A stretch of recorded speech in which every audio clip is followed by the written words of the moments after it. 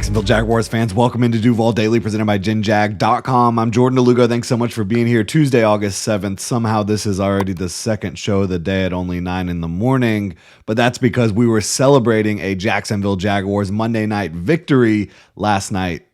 Technically, again, was Tuesday, October 7th when we recorded that video, but we're back. And this morning we're going to be talking about my top takeaways from this football game. And yes, all of my top takeaways are positive. There are many things to clean up from this game. There are. But all my top takeaways from a win on Monday night, a victory over the Kansas City Chiefs, come from behind fashion. 14-0, the Jaguars were down. Did not matter. Yeah, all my takeaways, my top takeaways, are going to be positive. We're going to talk about things they can clean up throughout the week as well. That's just what we do here. But yeah, a lot of positives. And maybe a little negativity on my part, but we'll get into it. Really appreciate y'all being here. I'll talk to you about the negativity in just a second. Really appreciate y'all being here. If you enjoy the content, please like and subscribe. You can also check out genjag.com/shop. Right now, we have 31% off everything with code Duval. That's Duval with 3 U's, genjag.com, celebrating Victory Tuesday.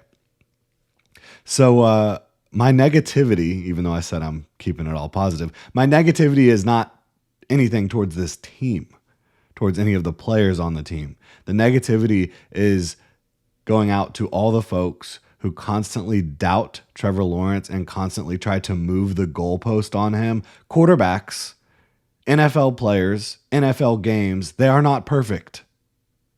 They are never perfect. Very, very rarely, right? Trevor Lawrence played a hell of a game, and the haters need to okay? They need to go find something else to cry about, because Trevor Lawrence is not that thing. Trevor Lawrence is a winner. He is a leader. He is somebody who will put everything he has on the line for his football team. We have seen that for years from Trevor Lawrence. Yes, he needs some good coaching around him. Yeah, newsflash, everybody does. Okay? You don't find good quarterbacks without good coaches. And Trevor Lawrence finally has him a good coach. So Lawrence was not perfect last night. And it's so funny, some of the comments that we see on here. I mean, folks just not, because, I posted on Twitter, where are all the Trevor Lawrence haters right now? Stay true to yourself, right? A lot of the people who have been critical, they are kind of saying, look, he showed me something tonight. It's like, did you not see that in 2022? When he led a 17-point come from behind victory in the playoffs? Did you not see that, the next week in Kansas City when he played his ass off? Had the Jaguars in position to beat the Chiefs in Kansas City in the divisional round of the playoffs? Did you not see that when he was gutting it out in 2023? Yeah, last year wasn't perfect, but there was big moments last year too. And you had a horrible coaching situation, a horrible organizational situation, right?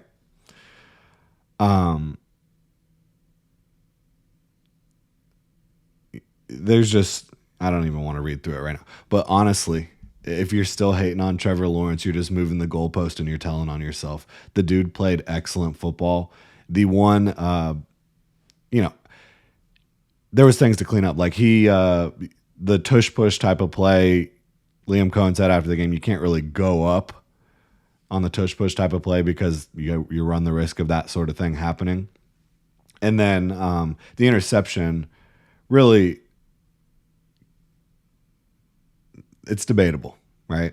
That one's debatable. But guess what? Good players make mistakes. Patrick Mahomes on the other side, he threw an interception. Guess what? It was a pick six, right? Good players, a lot of times, can overcome those mistakes. And he's doing that, and his team's helping him do that. Trevor Lawrence is a damn good quarterback. He ain't perfect. Nobody is. But he's a damn good quarterback. He just went toe-to-toe with the Kansas City Chiefs. Came out on top. Showed resiliency. Showed a lot.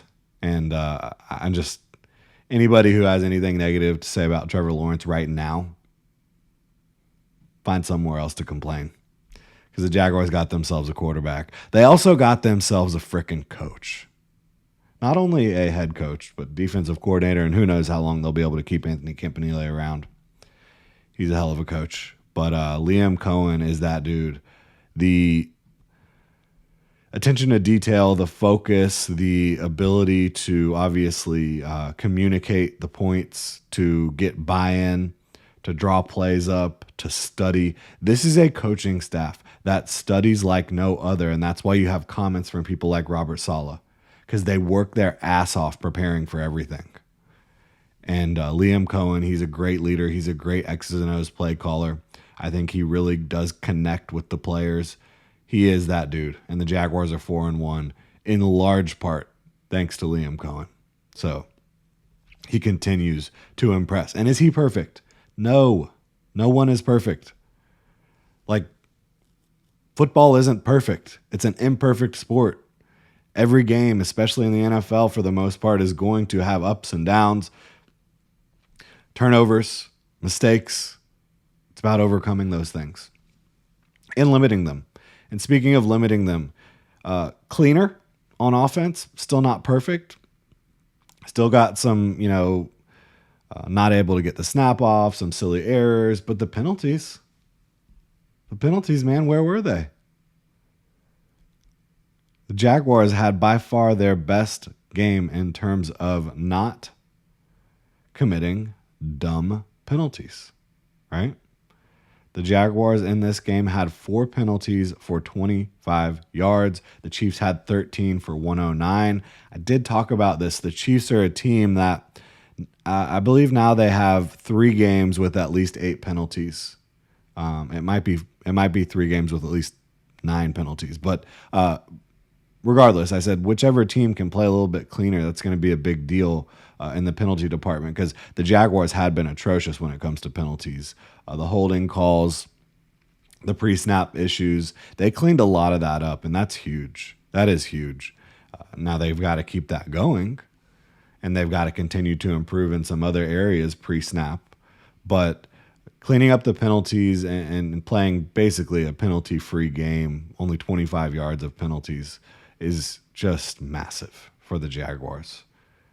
I can't overstate that. It was huge to see this team do that, because they were averaging over 10 penalties a game. Now, when it comes to accepted penalties, I think they were averaging like 9.5, 9.25, something like that. But actual called penalties, they were averaging over 10 per game. So this was a huge step in the right direction for that. And I do wonder, playing at home, how much that can help versus just playing on the road, louder environments, and also time on task, right?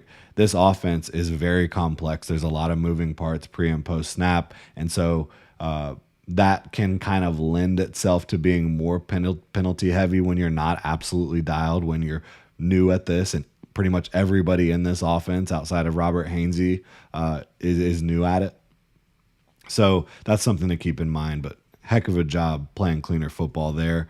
Travis Hunter, are you not entertained? This is another one. Soapbox, right? What the hell are we talking about, national media?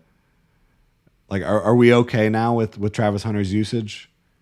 Made big plays on defense, made insane plays on offense. Could have had more if Trevor saw him one more time, maybe a couple more times. Yeah, Trevor Lawrence, not perfect. Guess what? That's okay. Travis Hunter played his ass off. Making people miss in space. Love to see that. Going up and getting the football down the field. Love to see that. Been begging for the Jaguars to give him opportunities to go get the ball down the field more often. They did last week. Big one. 3rd and 15. They did it this week as well. 44 yards, goes up and, just makes 2 Chiefs defenders look like they've never played football before. No, they did their best, but he's just better. He's better. He's a star. And this team has stars on it. Has damn good players, has damn good coaching. 4-1, should be 5-0. And look, I know we can all complain about the Travis Hunter DPI in Cincinnati, right? It wasn't. It was a great play. But the bottom line is the Jaguars that day put themselves in position to have a call that mattered on the last drive. They had so many opportunities before that to make the plays they needed to make to win that football game. So yeah, you can say they're one bad DPI call away from being 5-0. You can also say they did that to themselves against the Bengals, and they did. But guess what? They're 4-1, tied for the division lead. And yeah, technically the Colts have the division lead with the tiebreakers, but tiebreakers at this point in the season, it's silly. And it's almost kind of silly to look at the division races and all that at this point in the season too, just 5 games in, not even a third of the way through. But continuing on with this game, Devin Lloyd, give the man the bag. Give the man the bag. What's it going to cost? Let's pull up these linebacker contracts. We talked about it recently over on Club Jaguar, which, by the way, that will be rocking tomorrow night on UCF Jaguars channel. Club Jaguar, the club will be open Wednesday night at 8:30. So NFL linebacker contracts. And some of y'all called me crazy this offseason. I said, if Devin Lloyd plays to his potential, you're talking about a Zach Bond situation. The Eagles, re-signed Zach Bond this offseason for $17 million. The difference is Zach Bond, a little older. I think that Devin's going to cost more. And, right now, if the season ended, and look, it's a little early to talk about all this. It is. But, the way he's playing, we've seen glimpses of this in the past. And we've seen him be a great run defender. It's all coming together right now. The way Anthony Campanile is using him, it's just so good. So good. And the effort he is putting out there. But Zach Bond got $17 million. Tremaine Edmonds is making $18 million per year. Roquan Smith is making $20 million. Fred Warner is making $21 million. I don't think you get Roquan, Fred Warner money. But I think you get more than Zach. I think you probably get more than Tremaine. If you're Devin Lloyd. Like, that's the type of impact he's having right now. I really do. So, yeah, sign me up. I'm here for it. I am here for it. Let's look at the Jags cap table for 2026 real quick. We're having a good time. We're having a Victory Tuesday. We don't need to rush out of here. All right, so the Jaguars in 2026 are scheduled to have $28 million in cap space. They do have some folks that they can rework their contracts, different things. They need to sign Trayvon Walker. Technically, they don't have to sign him before next year, but I thought they should have tried to sign him before this year. It's going to cost more now to keep him around. And look, if I'm having to pick between Devin and Trayvon, I'm sorry, Devin, but I got to pick Trayvon. But I don't think the Jaguars should have to pick between one or the other. They should be able to get it done with both of these guys, because even though off-ball linebacker is an undervalued position relative to a lot of the other positions in the league, you're seeing the impact a versatile player that can rush, that can cover, that can play the run can have on your football team. Devin Lloyd is doing exactly that right now. And a lot of folks are like, oh, why didn't you pick up his 5th-year option? That was so stupid. You don't want to pick up a 5th-year option for an off-ball linebacker because they're getting paid the same amount on that 5th-year option that a edge rusher is getting paid because the NFL has stupid classifications, right?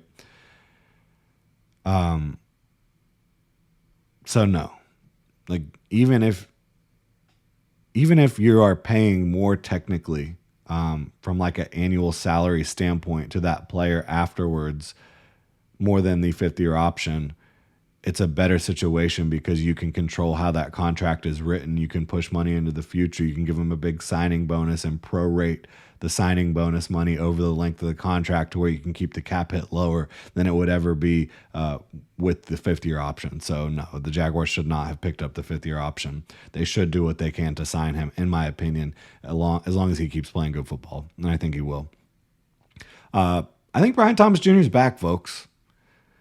I think he is back. I think the dude hit rock bottom in Cincinnati. I mean, pretty clearly, right? And he's been having to, and the team has been helping him. And building him back up, building that confidence back up. The last 2 games, he's been targeted 13 times. He has 9 catches for 129 yards. He's taking steps in the right directions, made a great catch down the field from Trevor Lawrence in a critical moment on 3rd down to help the Jaguars win this game. Beautiful throw by Trevor. Beautiful throw. Very, very good catch as well by Brian Thomas Jr. So I think he's back. And are we at the point now where he needs like 12 targets in a game yet? Probably not, unless it's just like that's what they're giving you. And you're starting.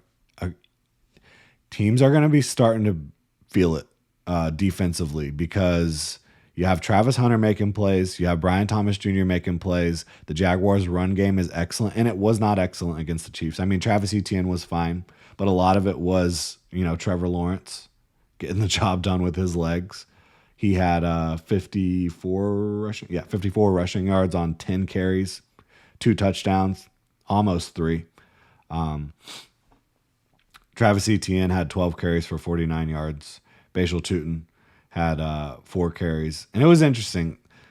Somebody asked after the game, asked Liam Cohen, well, you had 26 rushes and 25 pass attempts. You kept it completely balanced.